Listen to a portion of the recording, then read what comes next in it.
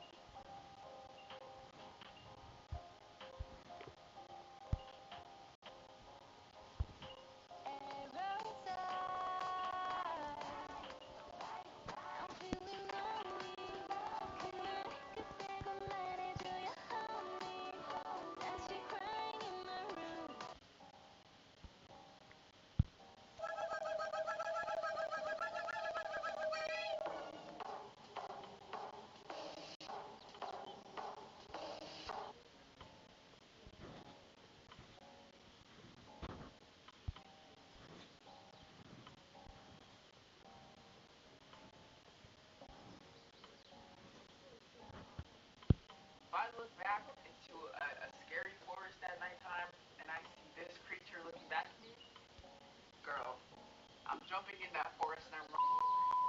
I'm looking for the hoe. Yeah, yeah, shake that ass, shake that ass, where they at?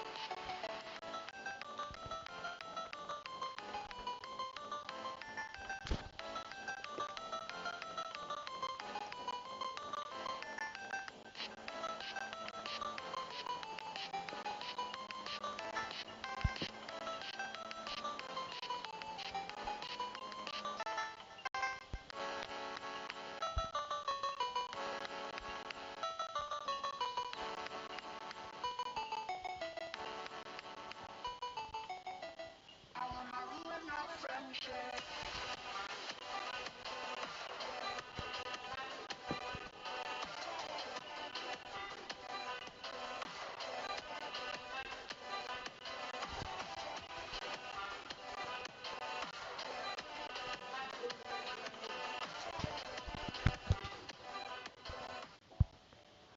probably the most interesting thing here is that the toy store looks quite different.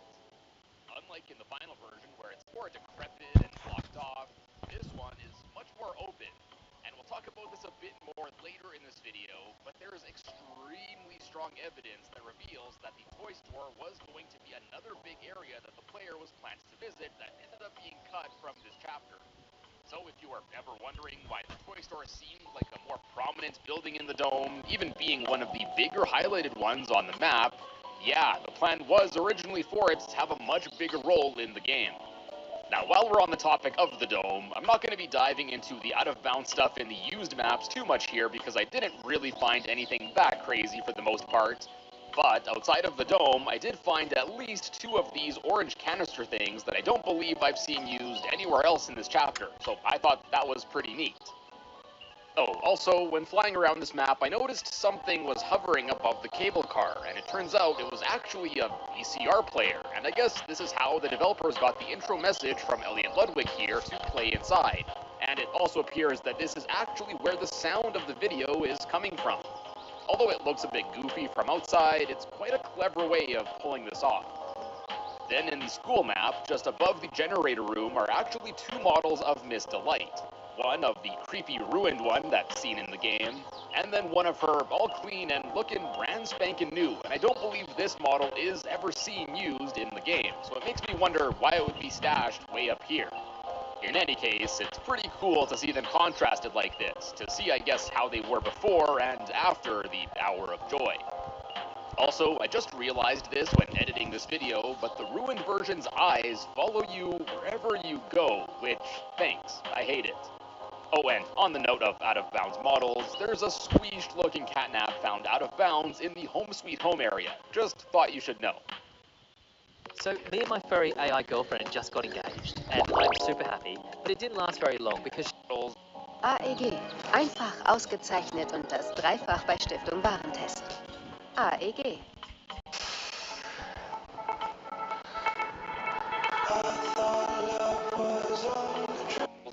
There's a squeezed-looking catnap found out of bounds in the Home Sweet Home area. Just thought you should know. Now, moving...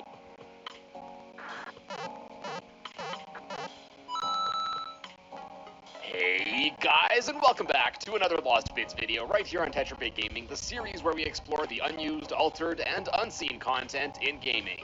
Poppy Playtime Chapter 3 is finally out, and so we are back here covering it on this series. Chapter 2 was an absolute goldmine of unused content. Will Chapter 3 follow in its footsteps? I guess time will tell.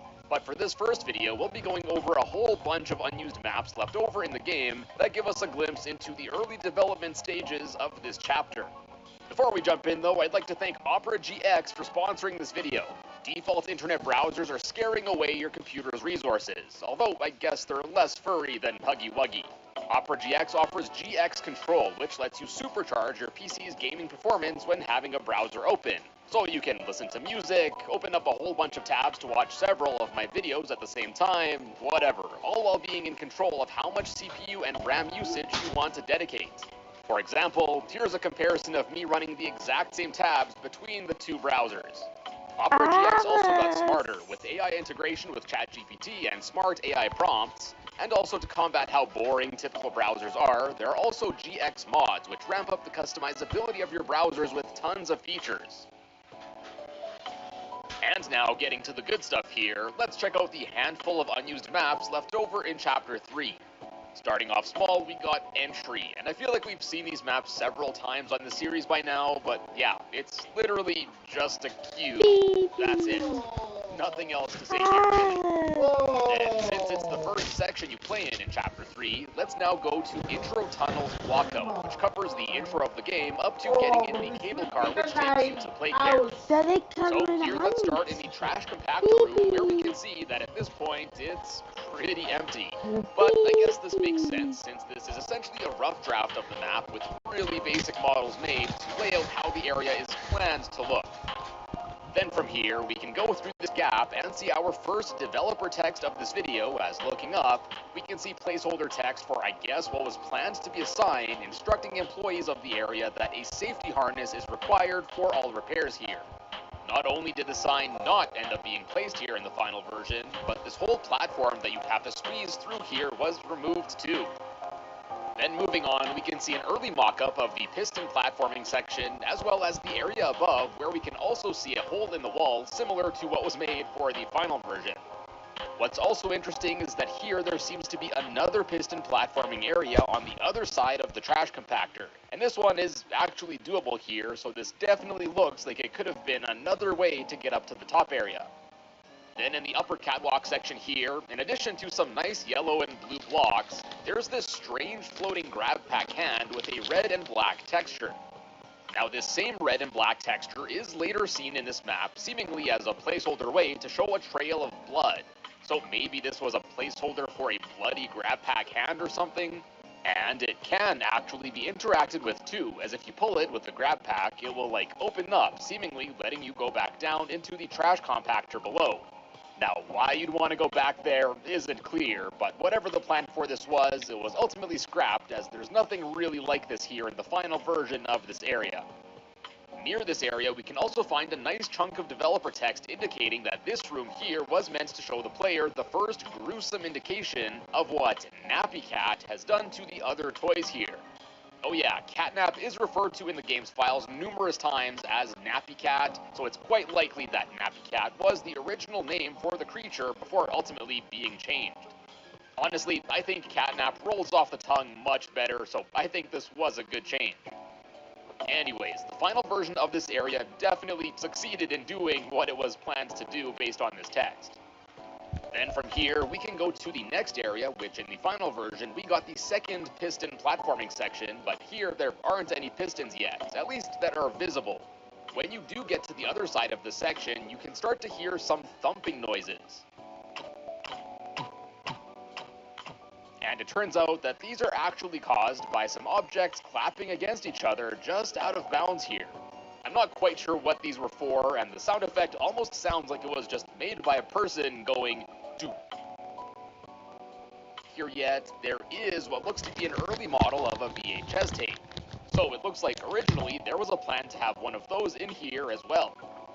Then after passing the awesome looking low poly trees going up the stairs, we can see an early logo for Elliot's Express.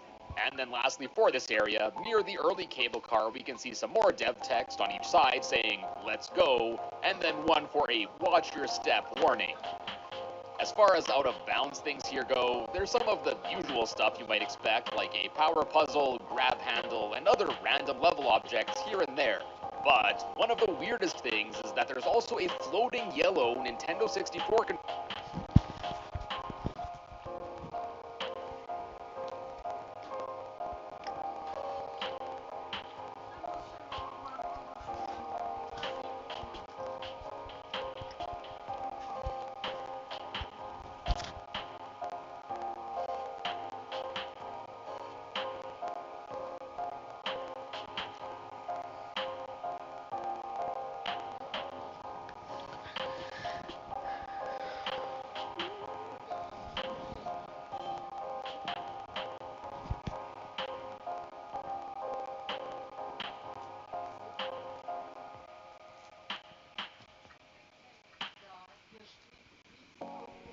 found out of bounds here, listed in the game's files simply as Blockout and 64 controller.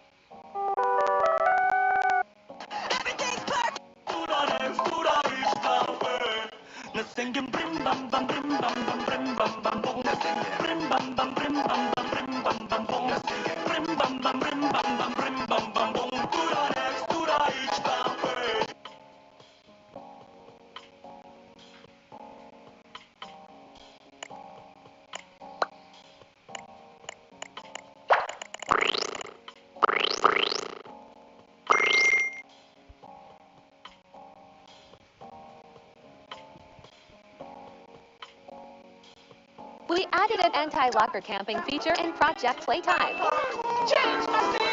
Ladies and gentlemen, we got him.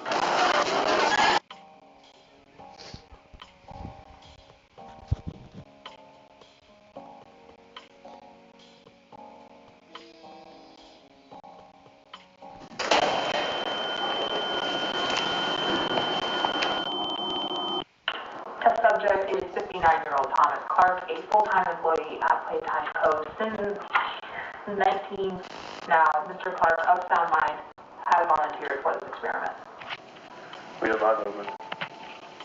Can you hear us, Thomas? 1199 displayed much more disorientation than we expected. I don't believe he knows where he is or what. The other experiments could tell 1199 was different.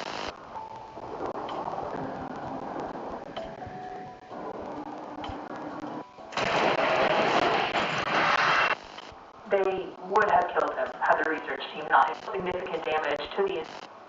It took 12 hours of surgery to stabilize 1199. We keep them separated from the others now.